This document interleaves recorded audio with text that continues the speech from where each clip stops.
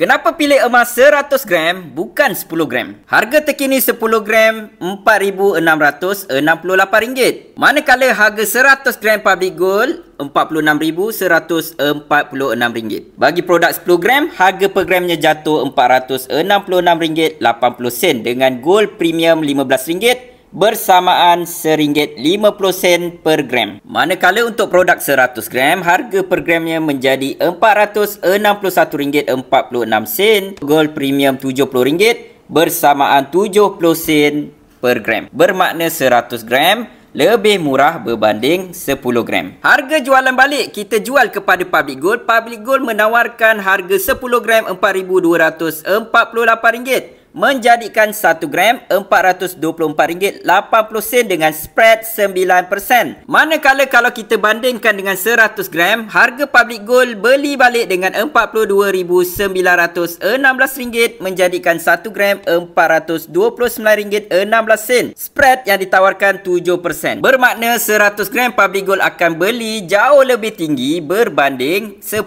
gram. Jom kita kira keuntungan untuk tempoh masa 5 tahun. Pada 20 Jun 2020, harga 10 gram RM2,592. Manakala untuk 100 gram RM25,618. Bermakna dalam tempoh 5 tahun, kita akan dapat keuntungan sebanyak RM164.10 per gram, menjadikan keuntungan sebanyak 62.94%. Manakala untuk 100 gram, kita mendapat keuntungan sebanyak RM172.28 per gram, menjadikan keuntungan sebanyak 67.08%. Daripada data ini menunjukkan 100 gram memberi keuntungan yang lebih tinggi berbanding 10 gram. Inilah kelebihan 100 gram. Harga per gram jauh lebih murah apabila kita membeli berbanding dengan 10 gram. Manakala sewaktu kita menjual, harga per gram ditawarkan Public Gold untuk belian balik lebih tinggi berbanding 10 gram. Kepada sesiapa yang nak mendapatkan 100 gram di Public Gold, boleh tekan link di bio ataupun isi beg biru ataupun di mana-mana link yang saya tinggalkan.